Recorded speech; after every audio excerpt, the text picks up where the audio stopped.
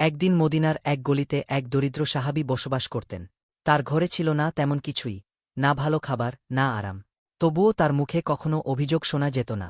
ফজরের আজান শোনা মাত্রই তিনি উঠে অজু করতেন, নামাজে দাঁড়াতেন, আর আল্লাহর কাছে কৃতজ্ঞতা প্রকাশ করতেন যে আল্লাহ তাকে ঈমানের নিয়ামত দিয়েছেন। একদিন প্রচণ্ড ক্ষুধায় তার শরীর কাঁপছিল। ঘরে খাওয়ার মতো কিছুই ছিল না। তিনি বাইরে বের হলেন, মনে মনে বললেন, হে আল্লাহ, তুমি জানো আমার অবস্থা। হঠাৎ পথে রাসূলুল্লাহ এর সঙ্গে তার দেখা হয়ে গেল। নবীজি তার মুখের দিকে তাকিয়েই বুঝে ফেললেন, এই মানুষটি কষ্টে আছে। রাসূলুল্লাহ তাকে নিজের ঘরে নিয়ে গেলেন। ঘরে ঢুকে দেখলেন, নবীজির ঘরেও তেমন কিছু নেই।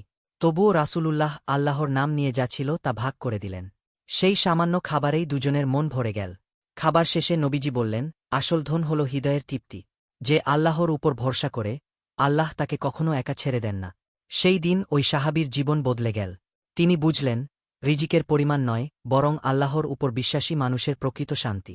দুনিয়ার অভাব তাকে আর ভীত করতে পারল না, কারণ তার হৃদয় ভরে গিয়েছিল তাওয়াক্কুল আর সন্তুষ্টিতে। এই ঘটনাটি আমাদের শেখায়, ইসলাম আমাদের ধৈর্য, কৃতজ্ঞতা আর আল্লাহর উপর পূর্ণ ভরসা করতে শেখায়। যে অন্তর আল্লাহর সাথে যুক্ত, সে কখনো সত্যিকার অর্থে গরিব নয়।